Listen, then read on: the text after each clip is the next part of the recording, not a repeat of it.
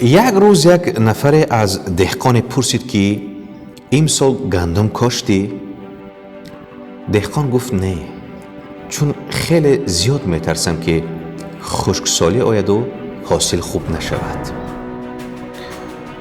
گفت پس امسال چی کشتی؟ گفت هیچ چیز، چون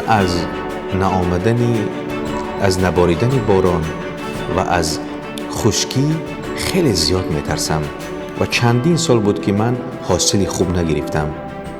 محض به همین خاطر من امسال چیزی نکاشتم و به همین خاطر خیالم خیلی راحت است.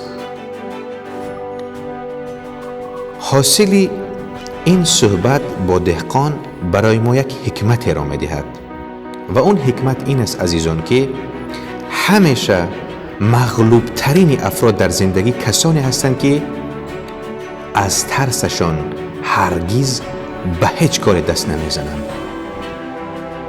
بنابراین هیچ کاری هم در زندگی کرده نمیتوانند.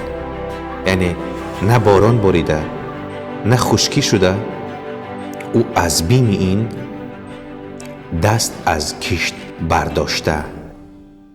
به همین خاطر شما هم به خاطر هر کاری که میکنید پیش از آمدن تصمیم نگیرید و ترس را در ضمیر خود تازه کنید تا به موفقیت و پیروزی برسید.